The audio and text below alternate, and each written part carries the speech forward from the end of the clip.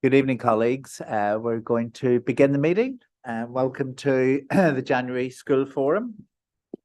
And we'd just like to just get to the agenda. We'd like to begin by noting apologies. Yes, good evening. We have apologies from Councillor Andrew Steed from Mia Pai in the maintained high schools category and from Roisin Walsh in the academies category. And I think we're welcoming Chris Richards from Villiers as the new member of the Schools Forum. Online. Yeah, online. Welcome, Chris.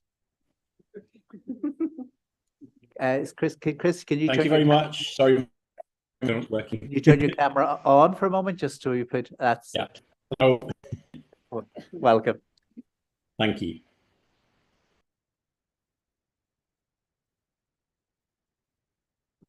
Apologies to bring. Nope. So we'll move on to urgent matters. Don't think there's any urgent matters. Matters to be considered in private. Declarations of interest. And then just move into the minutes. So first page, second page, any issues? Third page, fourth page, fifth, sixth, seventh, and then 8 and 9.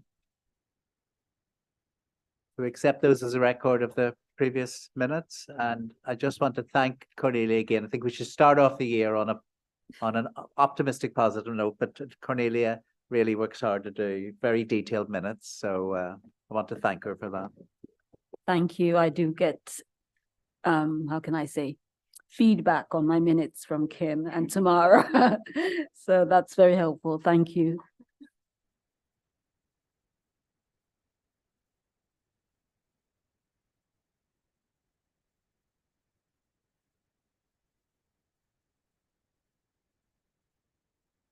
So moving on to membership. Are there any issues with regards to membership we need to note, Cornelia? No, other than to note Chris Richards, who is a completely new member. Slight correction on the agenda paperwork for Mia Pai's term of office. It actually needs to be updated. She has been reappointed to the forum from the 1st of January 2024 for 3-year term. I just sort of forgot to update the dates, but she is a current member. Other than that, there's no further updates. And the 2 vacancies in the primary sector, are they still vacant? Yes. So we're still recruiting representatives in the primary sector for Schools Forum. I think there was a gatekeeping went out about that, but probably no response. So we need to keep that alive in our quadrants, particularly in the mainstream primary quadrants. If you could bring that back to your quadrants. It's also for governors as well, is it? Yeah. Yes, for head teachers and governors. Yeah. And then we move on to the body of the report. So I'll hand over to Kim and Tamara, our able assistant. Thank you, Paul. So the first part of the purpose of the report this time, so the January report, is to advise Forum of the early years schools block, high needs block, central services block allocations for the 24-25 financial year, to consult on the early years formula and seek approval from Forum for the early years centrally retained funding, and to confirm the provisional allocations of the schools block formula. So the first part of the report is around the early years block, and there are 3 recommendations around the early years block. So noting the early years consultation responses received, which is summarised in section 3.1 of the report, agreeing the centrally retained level of early years block funding at 5%, as permitted by the regulations, and noting and commenting on the proposed use of the early years block and the rates and structure of the early years funding formula. Angie Jennison was due to take us through this section of the report, but unfortunately she's unwell.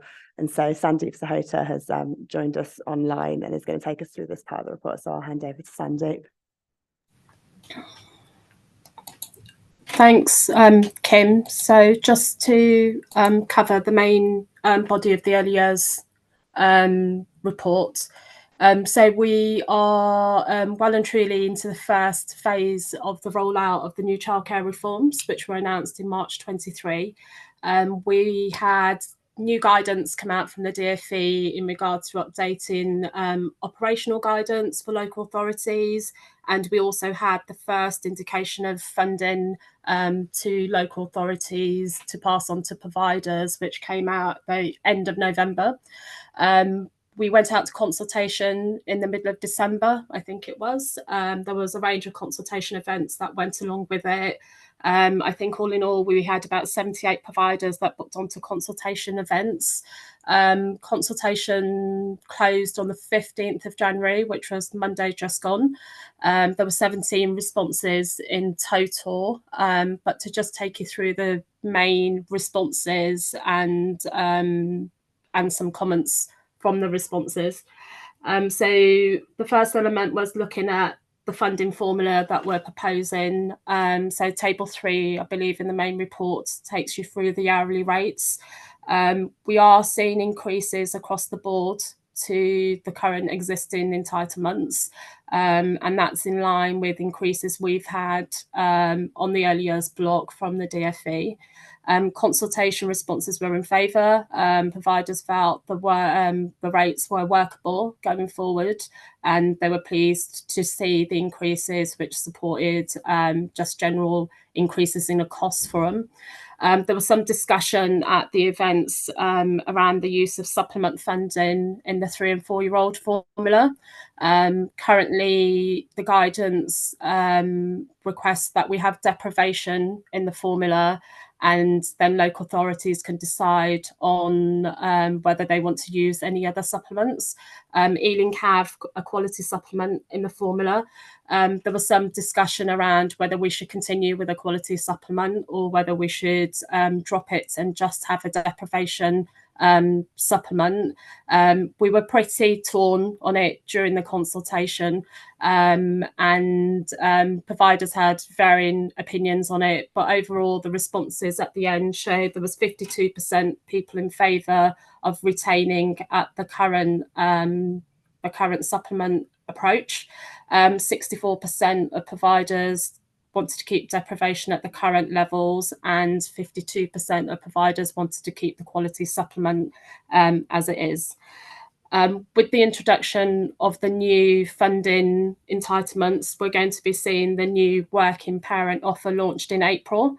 Currently, systems have gone live, so parents are able to now apply on DfE systems to see whether they're eligible or not. It's following the same approach to the 30-hour offer. So it's the working parent offer, and parents are applying online.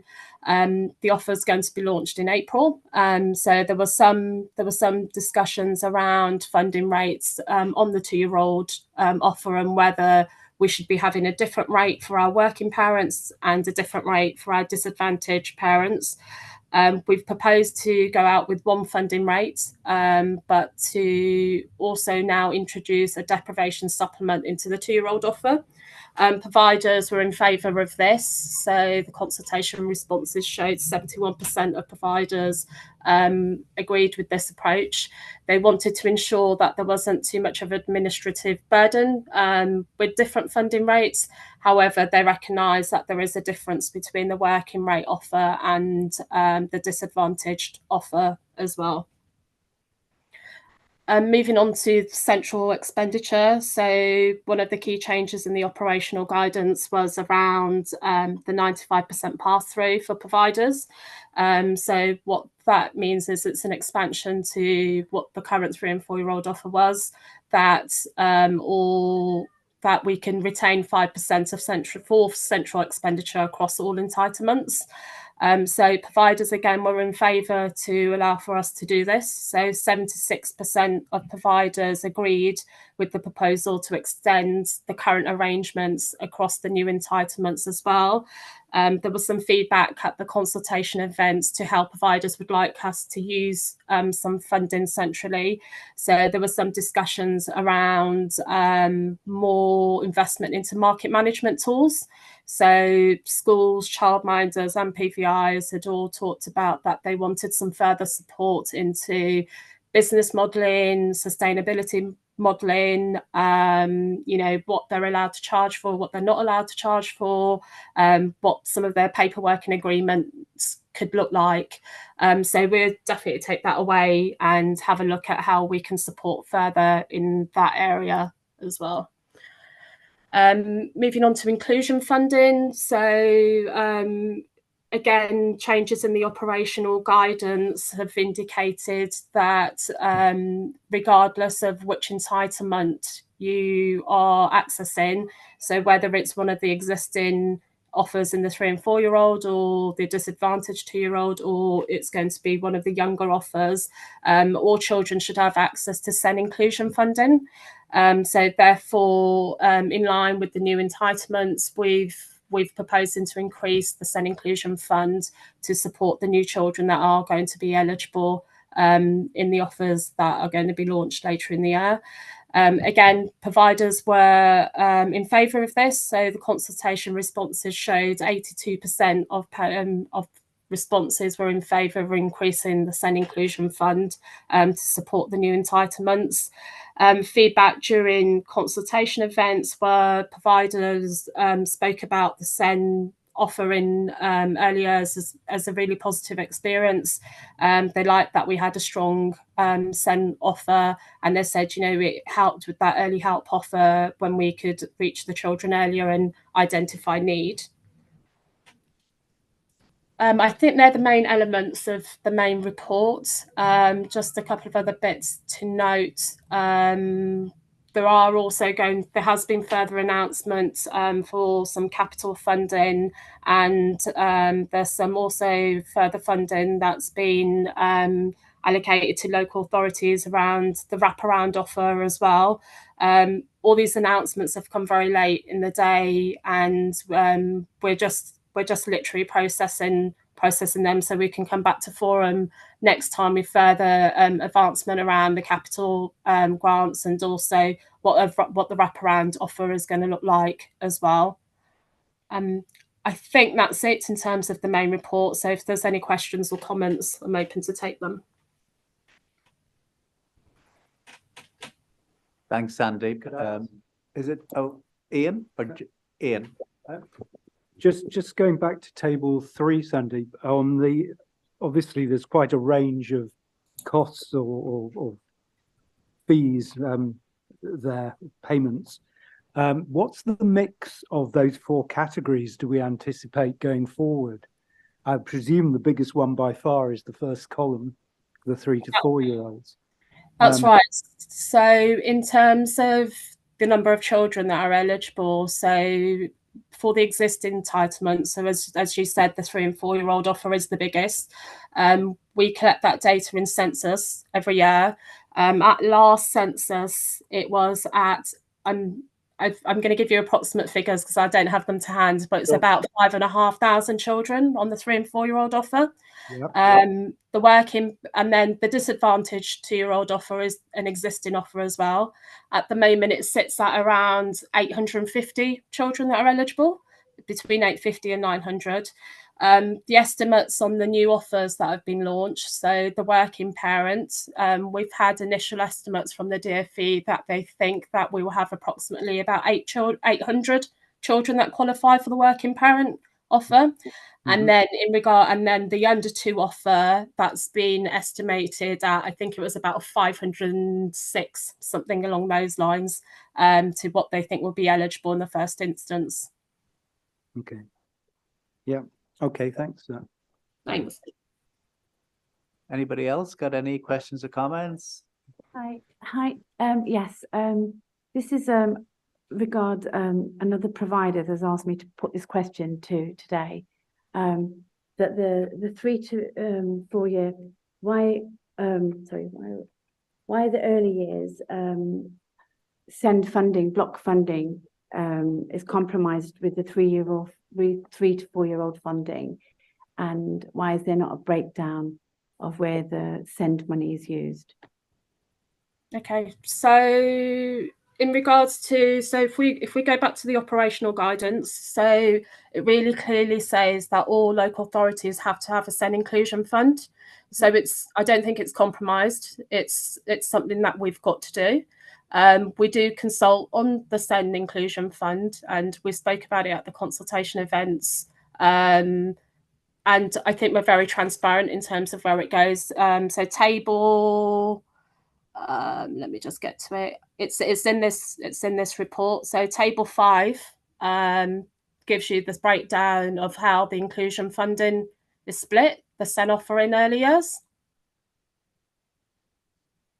During the consultation with the providers that requested this hasn't been fed back to them. Okay, so I haven't heard that, so I'm quite happy to I can take give it you back. that. I can give you that as they don't want to share it here, but I could give you that information separately. Yeah, perfect. Thank you. Okay. Also, it was the funding that's been offered in the neighbouring borough, Hounslow, of when you're looking at the tables, there's almost £1 difference of what Ealing's offering and what Hounslow's offering. Why is that? Yeah, I don't think I can answer it in terms of approach to what Hounslow do compared to Ealing. You know, could be a range of different reasons. So, you know, Ealing could have further investment into inclusion, for example. You know, it could be different rates on central retention, etc. So without getting into a lot of detail of how Hounslow make their offer and how they build it up, I couldn't answer it. The other thing I would say is every local authority are allocated different hourly rates. So the starting points could be very different as well. So we're not comparing like with like. So we'd have to have a look at the two models. We have to see where we start in terms of what the national rate set from government is, firstly, and then what their approach is to things like inclusion funding and various things to see where the differences are. Does that help? Yes, thank you, Sandy. Yes, yeah, if there's a specific provider, Susan, that's got specific questions, I'm happy to pick them up if you want to share details or share my details, and they can contact me directly. Yes, I definitely will, because the figures that I had in it, I obviously didn't share, but she had the figures. When I spoke to Bridget yesterday, they said that we don't have the formula in the figures as yet. So yeah, so the consultation's been live since mid-December, and the figures have been in the consultation report. It's up on EGFL, so it's in the public domain. So yeah, but we wouldn't formally publish what our hourly rates are until we've gone through the process with Forum and until we've had it agreed with Cabinet as well. Okay, thank you, Sandy. Thank you. Thanks, Susan. Thank you. Oh, Jamie? Yeah, when you were talking just then, Sandy, you're talking about the numbers of extra children that we'd need to cater for across Ealing. Two questions, I suppose. In primary schools, we've got falling roles, and I would assume that the same would be true in nursery schools. So some of that might be made up, you know, by the nursery schools going to capacity or maybe even beyond. But how many more spaces is it looking like Ealing would need to create in order to fulfil this offer? So we're in the process of looking at our sufficiency, Jamie. So there's a couple of different versions we've had, which isn't helpful. We're doing our own sufficiency to have a look, but also the DfE have recently launched some figures based on Ofsted registration and take up, etc. So what we do see with that is we do see a gap by the time we get to September 25. So in the beginning, I think we've got a shortfall by it's something like about 5%, but that gradually does get much bigger. But I think the bit that we need to have a think about is the falling roles, the spaces that we have, and we need to analyse those numbers based on what current take-up is versus registered and who's willing to do what. So what I will say that is the figures have really only come present in the last week or two. So there's a lot of work kind of going on behind closed doors at the moment to identify those gaps. The other thing that is critical in that as well is also looking at, I mean, sufficiency as a whole across the borough, but then also we're seeing real clear gaps in areas as well. So it's ensuring that we've got that model right in terms of having enough provision in each Ealing town. So there's a big piece of work going on at the moment, but I think it's a little bit too early to say at this point. But we do know that there is going to be a gap. Brilliant, thank you. I'm just wondering, with schools having surplus spaces, there probably is a really good opportunity here once you've done all that modelling to see what areas need, you know, how many places the different areas need, and then talk to schools to maybe get schools involved and utilise their spaces. So I wonder, is that something that will be coming to forum in the future? It's something that we can definitely bring back. I think it's a line of work that we can definitely look into, and it's definitely part of the strategy that we're discussing at the moment. Brilliant, thank you. Thanks. That's one, sorry, Ian? Sandy, but Ian, again, supplementary, if I may. It's just got thinking about the fact that we've got shortfalls in provision.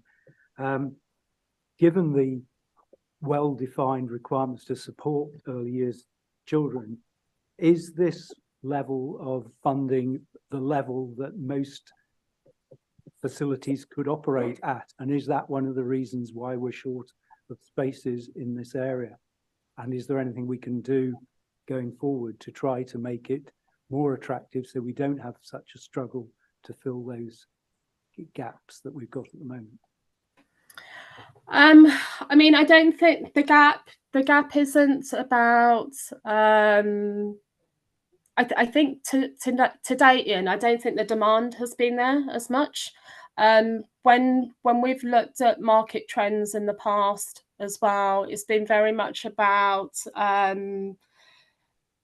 parent needs and the approach to some of it. So, for example, some of the traditional models of how hours are offered, you know, it's not always suitable for parents, so they may go elsewhere if they need more flexibility.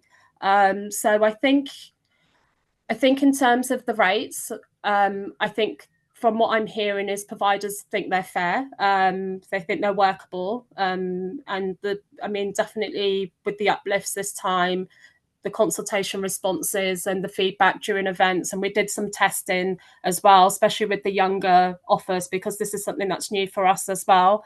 Providers felt that they could definitely try and make it work, and they think that they are workable. I think there's a lot of testing to do, and with it being a new approach, I think we need to try some stuff out.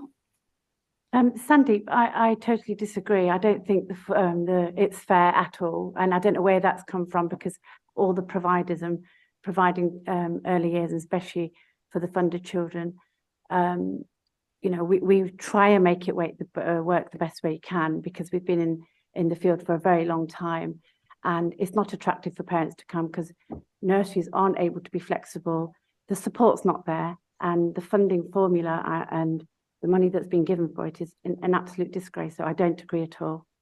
I don't know where that's come from.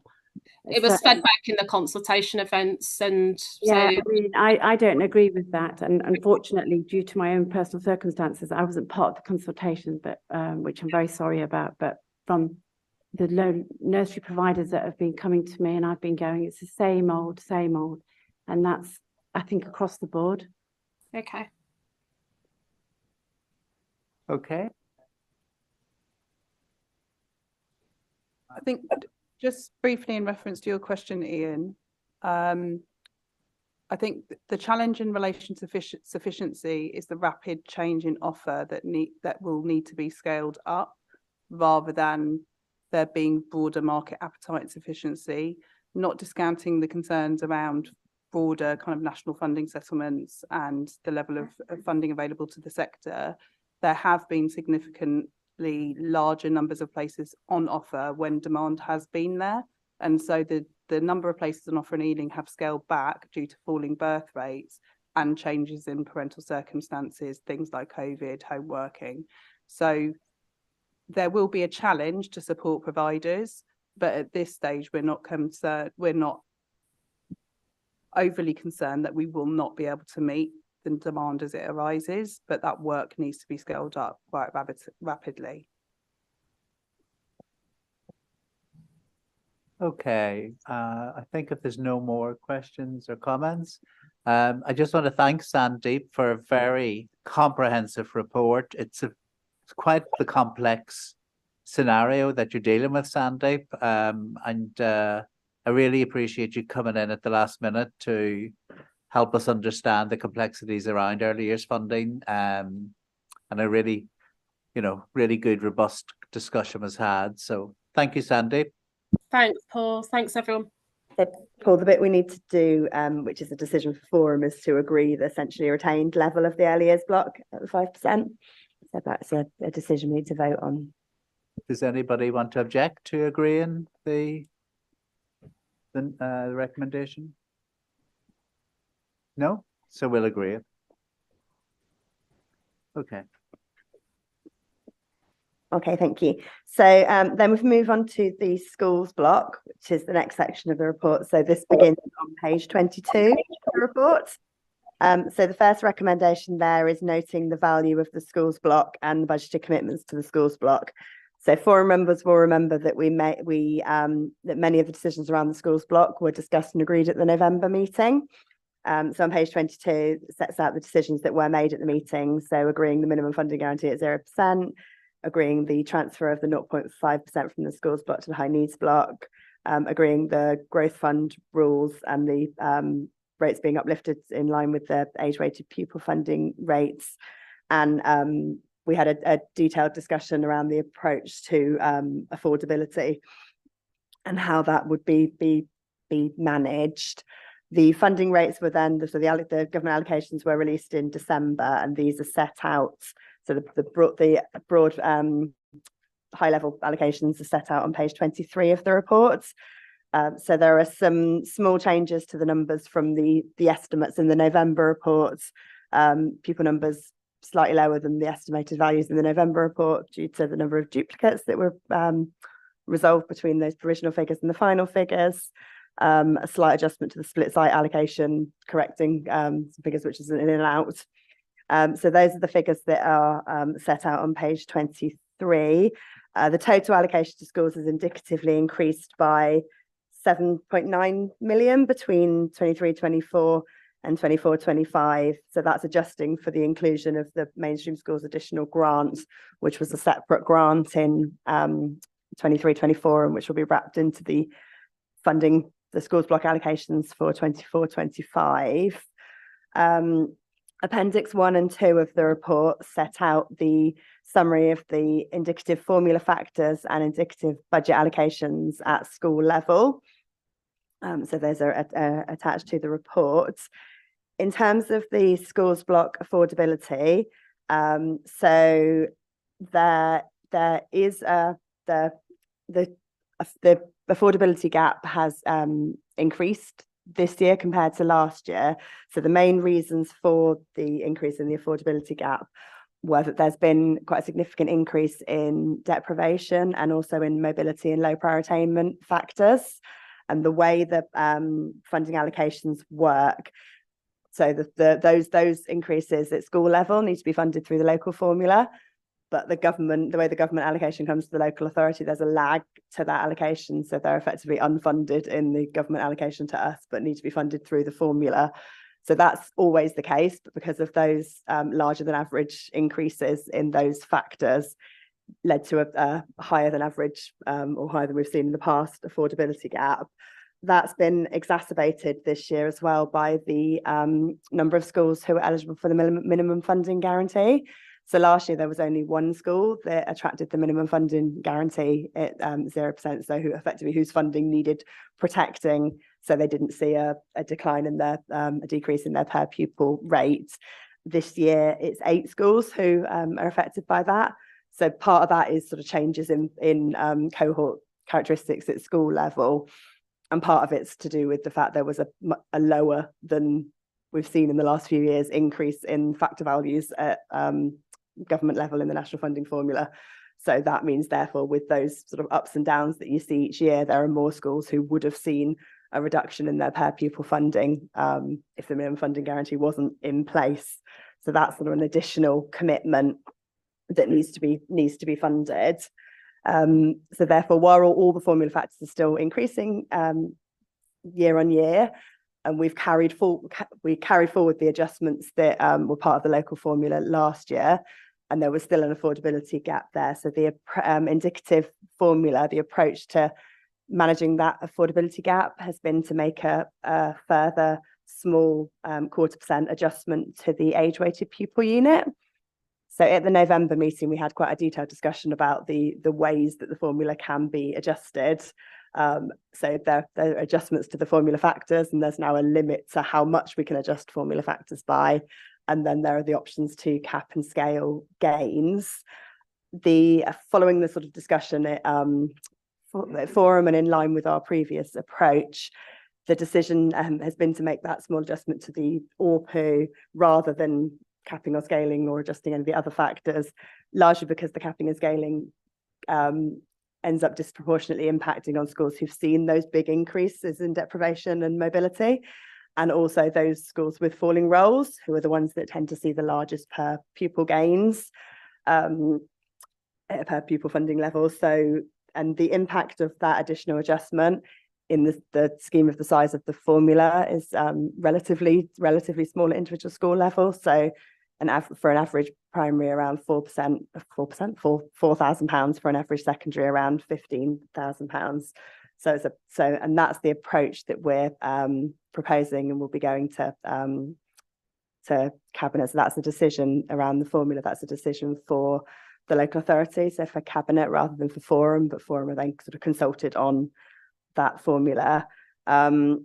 We've also set out the detail around the growth fund allocation. So the growth fund allocation was lower than it has been in the previous year. We're anticipating that we'll still need to fund that explicit growth next year to the tune of around £1 million.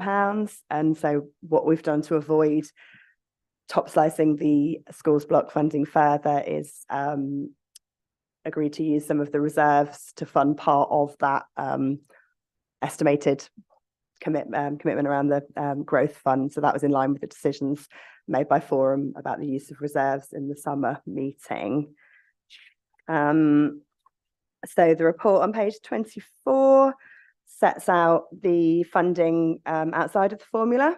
So the usual kind of high needs block, early years block, growth funding, other grant values, and also sets out a bit more detail about the teacher pay additional grants and the teacher pension grant. So the teacher pay grant was the grant schools received to help fund the teacher pay awards from last year. So in this financial year, that's covered September to March.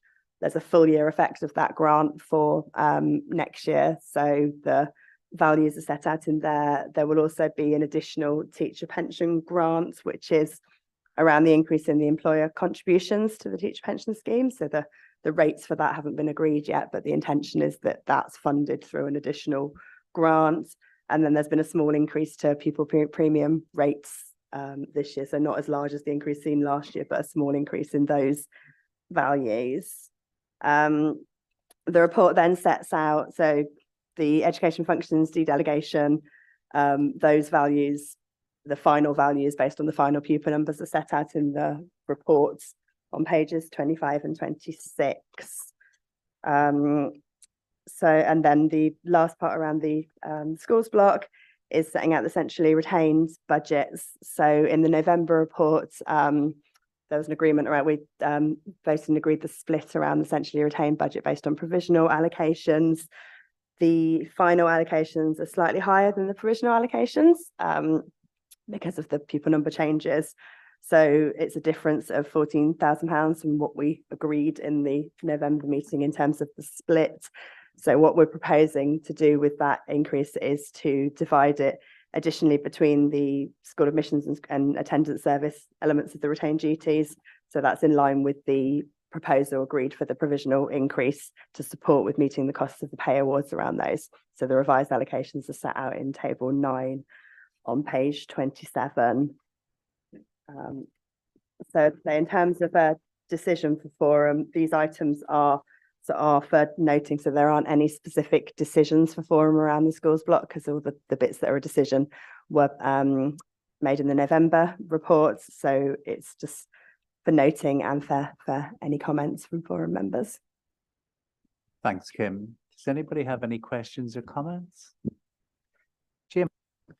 I just think not that we can do anything about it, but I think it's important for us to note that the increases to schools' budgets are real terms cuts in the face of the inflation, and the modest increases to pupil premium rates and schools' budgets are laughable. And I think we're going to have a lot more schools than are already struggling, really struggling to make ends meet with the increased costs of everything, and the fact that budgets are basically hardly increasing by anything when you look down that list. And I think it's just going to be really tough times. So I just want to note that, and I imagine that it's going to create extra work for you guys in terms of helping with 3-year budget plans and sustainability for schools in the future. It's going to become a much bigger area of your work, because it's not going to be 6 or 8 schools that might be in deficit. It's going to be 68 schools that might be in deficit. And it's just sad times. Not that we can do anything about it, but I think someone needs to say it out loud how bad it is. And you've done it very well, Jim. Thanks. Stefan?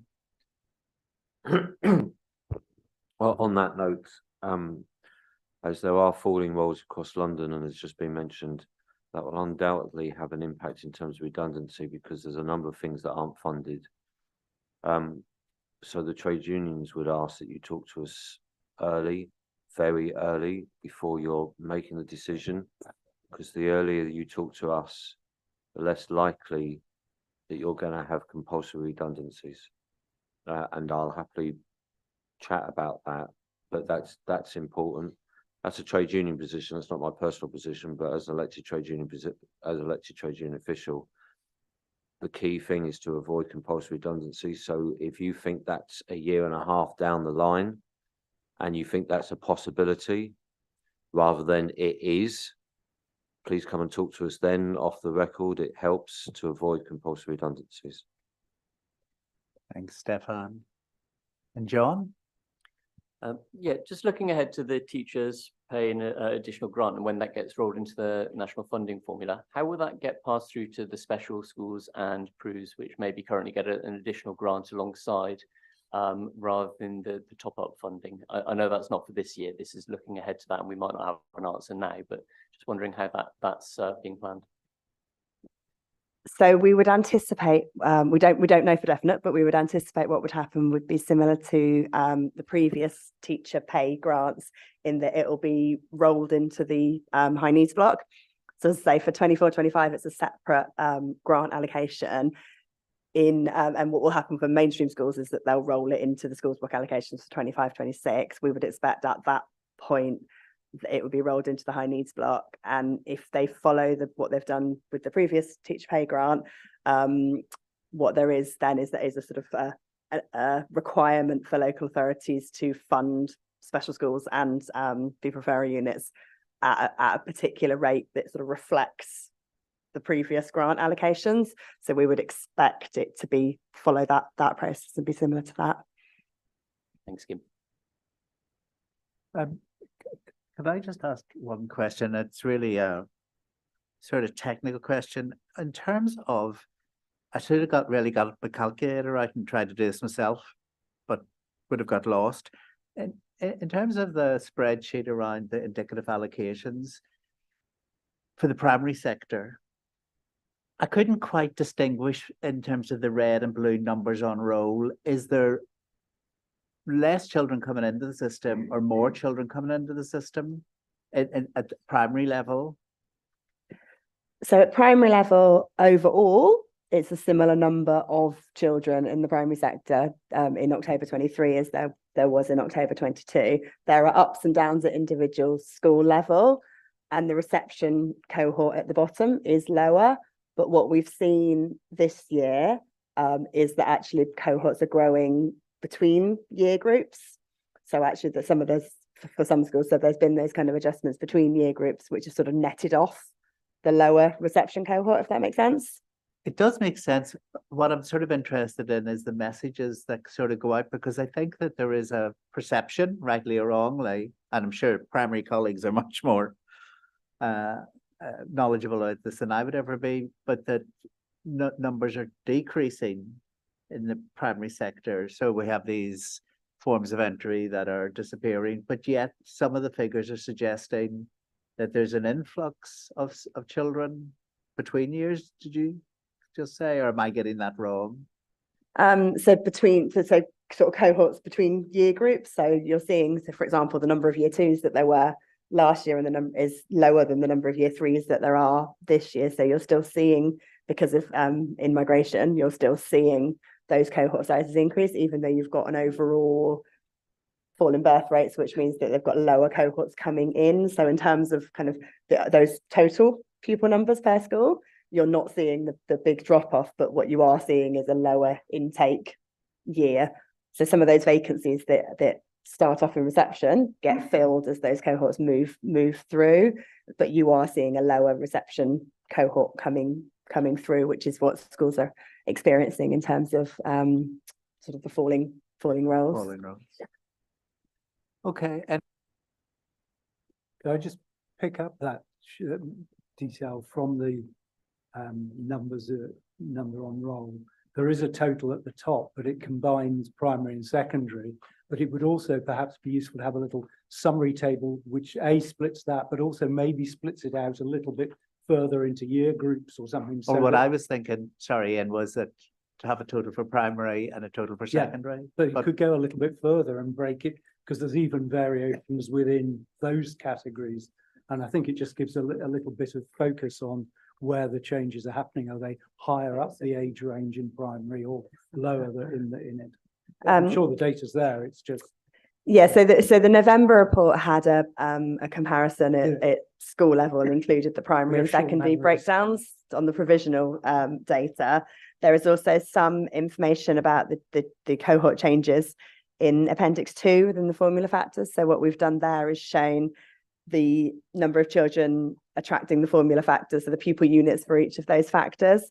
So you can see the pupil units for primary and the pupil units for secondary. So the comparison for primaries, there were 79 less children overall at primary, 51 less children overall at Key Stage 3, and then 447 more children at Key Stage 4. So that is the larger cohorts moving through high school, and where we had expanding or new secondary schools moving through into those year groups. So that's what you're seeing there. But as I say, at the other areas, the numbers are largely netting off, but you have those differences between year groups. So from a funding perspective, it largely nets off, but obviously there's the impact of the falling roles for the primary schools. And there are some schools who are seeing a reduction in overall funding to do with their falling roles. I think it's one of the things that came out from the main table, that there's enormous variation in some schools going up quite significantly, but others falling quite significantly. I'm sure there are very good reasons for that, but it's not apparent to a casual observer like me as to why one school within presumably a mile or so of another one has lost 50 and another's gone up 30. I don't know how we manage that kind of stuff, because that puts a lot of pressure on both schools for different reasons. Yeah, so some of it's sort of planned. So some of it is where schools have already reduced their planned admission number, and those larger, so where they've gone from 3 forms of entry to 2 forms of entry, and the 3 form of entry year groups are dropping off the top and being replaced by a 2 form of entry. So some of it's sort of planned changes. Some of it will be schools that are experiencing higher numbers of in-year admissions. And some of it is schools who are experiencing those falling numbers, where we're having sort of conversations with those schools about managing that moving forward, about longer term planned admission number changes, etc. Thanks, Kim. Okay, I think we were happy to note those 3 recommendations. Okay, thank you. And then we move on to the high needs block. 7 and 8. Okay, so moving through into the high needs block. So this section is page 28 8 of the report. So it's just a short section in this report. So the DfE have confirmed the high needs allocation for 24-25, and that's set out in table 11.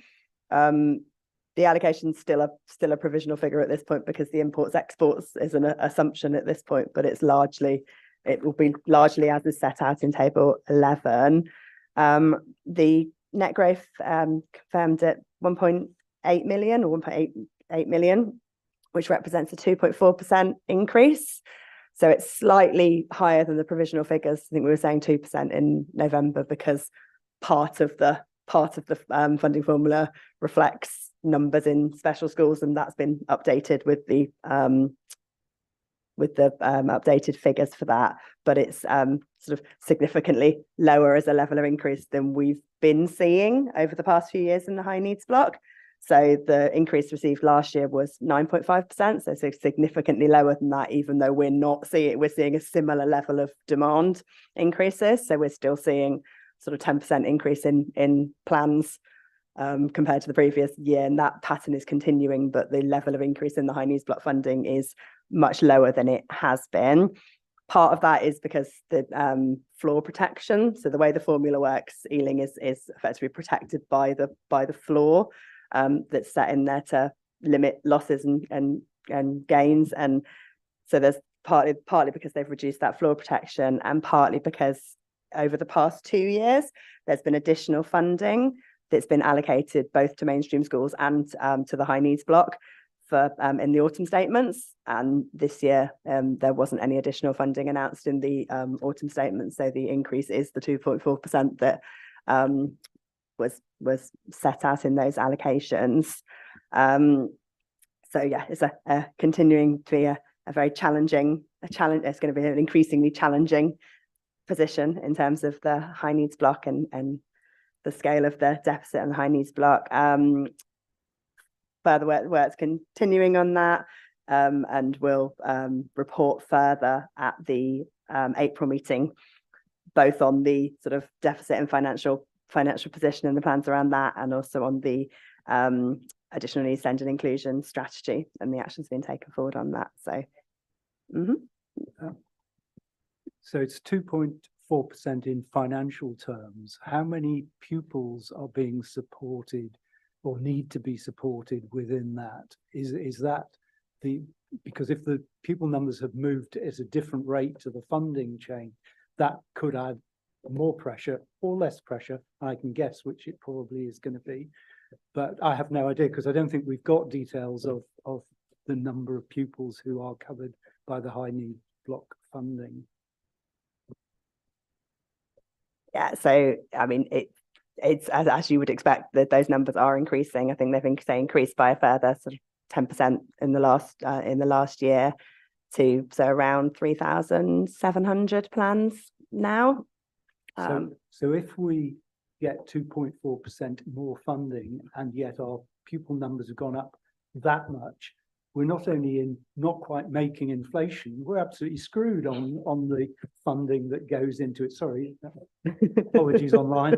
But yeah, I mean, I think everyone would probably agree in principle that something's beginning to fall apart here, that we know that the SEN area is the one that needs the support, and yet the funding isn't coming through at the rate that one would expect to even get close to inflation. So I know you probably don't have an answer for it, but it's very frustrating. Thanks, Ian. Has anybody got any further comments? Oh, Robert.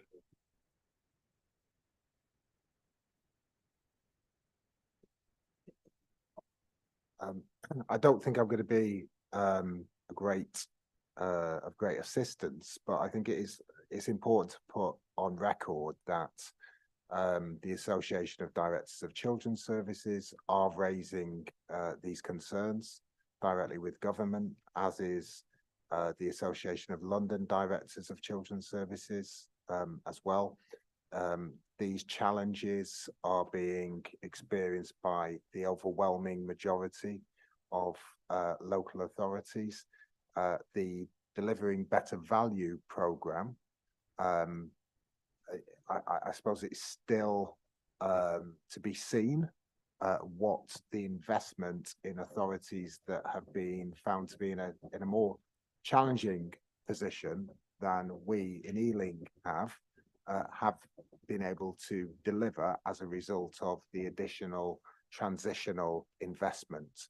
My understanding is that those authorities have not been able to plug the gap with the additional funding that's gone in, and it's too early to say what the investment has delivered in terms of any innovation or change in practices across the sector. That might not be of a great use, but I just thought I should actually put on record what I've received from the wider sector across London and nationally. Oh, Stefan? Thanks, Robert. Just came from the National Executive meeting all day today. We're going to have another go at a national ballot. We're starting with an indicative ballot that was agreed today over funding and pay. It's hard because of the anti-trade union laws. We did it last time. We're going to have another go. I'll keep you posted. Thanks, Stefan. So unless there's any other questions or comments, we're noting both of those recommendations. And thanks to Kim and her colleagues for all their hard work on that. And Tamara's just one more. So there's one more recommendation over the page. I know that even though it's blank on my page, I've got more. Over the next page. So the final recommendation is just around the forecasted school balances.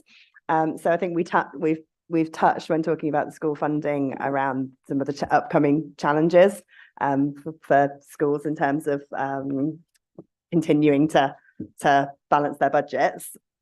All maintained schools were asked to make a budget monitoring turn in October. And at that stage, there were 13 schools forecasting a deficit by the end of 23-24. So there's 8 primary schools, 2 special schools and 3 nursery schools, which is an increase from 11 at the end of 22-23. So it's an additional 3 schools that were previously in surplus who are now forecasting a deficit, with one of the special schools forecasting that they'll return to surplus. The previous year, we had 2 high schools in deficit who both came back into a surplus position. So it's still as a proportion of the schools, it's still a smaller but increasing proportion of the schools who are forecasting a deficit. Just over half of the schools with surplus balances at the end of 22-23 are forecasting their balance will have reduced by the end of 23-24. So there are still some schools who've managed to increase their surpluses or are forecasting increasing surpluses. But overall, total forecasted balances are reducing. So overall, total forecast balances are 15.1 million across all the maintained schools, which is a reduction of 2.8 million from the position at the end of 22-23.